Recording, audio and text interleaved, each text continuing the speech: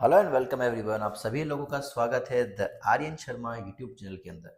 Well guys, आज है NFP numbers और ये एक सबसे इम्पोर्टेंट डाटा होता है क्योंकि यहाँ से मार्केट में किस डायरेक्शन में तेजी आएगी और किस डायरेक्शन में मार्केट नीचे जा सकता है, हम उसके बारे में बात कर सकते हैं।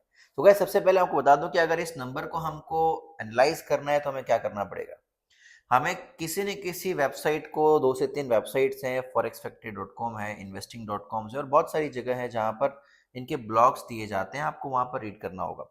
लेकिन उससे पहले मैं आपको बता दूं कि कुछ इंपॉर्टेंट चीजें होती हैं जो देखनी बहुत जरूरी है एनएफपी नंबर्स को वॉच आउट करने से पहले।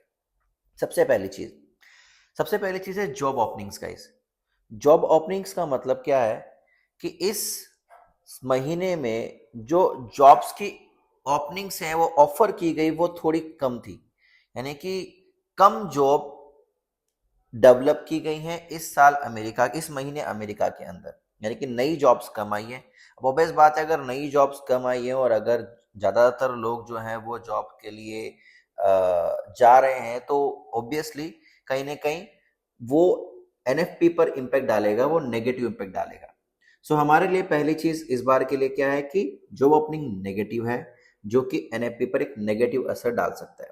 दूसरा होता है एडीपी, राइट। एडीपी किसको प्रदर्शित करता है दोस्तों, बता दूं मैं आपको। ये जो प्राइवेट सेक्टर होता है ना, उस प्राइवेट सेक्टर के अंदर एम्प्लॉयमेंट चेंज जो होता है उससे रिलेटेड, यानी कि इसमें सरकारी नौकरियों का कोई लेना देना नहीं है। जो प्राइवेट नौकरियों वाला अनएम्प्लॉयमेंट होता है उससे रिलेटेड ये वाला डेटा आता है, जो कि इस बार पॉजिटिव रहा, विच इज गुड।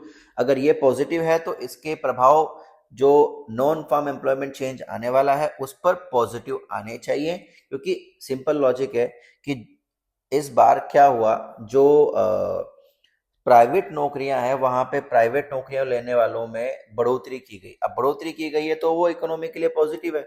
सो उससे एनएफपी के लिए अगर हम लोग बात करें तो कहीं ना कहीं वहां पे पॉजिटिव आने की संभावना है। इसके बाद बात करते हैं एम्प्लॉयमेंट क्लेम। है ना, एम्प्लॉयमेंट क्लेम का मतलब क्या है। ओवरऑल, ओवरऑल जिसमें प्राइवेट सरकारी उसका कोई लेना देना नहीं है, ओवरऑल लोगों ने जो बेरोजगारी भत्ते के लिए अप्लाई किया, बेसिकली इसका मतलब क्या है, बेरोजगारी भत्ता। जो बोलते हैं कि भैया हम अमेरिका के अंदर रहते हैं, हमारे पास कोई नौकरी नहीं है, हमारे पास कोई कमाने का साधन नहीं है, तो गवर्नमेंट हमको पैसा दे।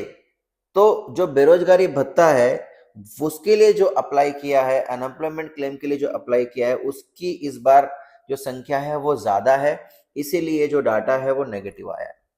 सो अब समझने वाली बात क्या है, अनएम्प्लॉयमेंट क्लेम सजेस्ट करता है कि एनएफपी जो है वो नेगेटिव आएगा, एडीपी सजेस्ट करता है कि नंबर जो है पॉजिटिव आएगा, और जॉब ओपनिंग सजेस्ट करता है कि एनएफपी नंबर नेगेटिव आएगा। मैं बता दूं आपको, इस बार का जो अनएम्प्लॉयमेंट रेट है वो 4.1 ही रहने की संभावना है, तो इसमें कोई खास बदलाव आज आने वाला नहीं है। एवरेज आवरली अर्निंग्स का हम वॉच आउट करेंगे क्या रहेगा, लेकिन मुझे उम्मीद है कि इस बार ये भी 0.3 रहने की संभावना है। मेजर इंपैक्ट जो न्यूज डालती है दोस्तों वो है नॉन फार्म एम्प्लॉयमेंट चेंज। अब इसका जो लास्ट डाटा था वो था 256 के, ठीक है, और इस बार का जो फोरकास्ट है वो है 169 के। सो इन सारी चीजों को देखते हुए मुझे जो इस बार का एनएफपी नंबर लग रहा है वो बहुत ज्यादा पॉजिटिव भी नहीं लग रहा और बहुत ज्यादा नेगेटिव भी नहीं लग रहा। सो एनएफपी नंबर मुझे लगता है कि ज्यादा पॉजिटिव नहीं आएगा, ज्यादा नेगेटिव नहीं आएगा, मतलब न्यूट्रल रहेगा। और अगर ऐसा होता है तो मार्केट में हमें बहुत बड़ा कोई चेंज देखने को नहीं मिलने वाला। तो देखते हैं गाइस एनएफपी नंबर क्या आते हैं और अपनी ट्रेड को आप कैसे प्लान करते हैं। हम फिर से अगले वाले वीडियो में इस बारे में बात करेंगे, but for me today NFP number is not very inspiring, neither it is positive neither it is negative, it can be somewhere around 170 160 1 मतलब 150 से लेके 170 के बीच में मैं इसको एक्सपेक्ट करके चल रहा हूँ।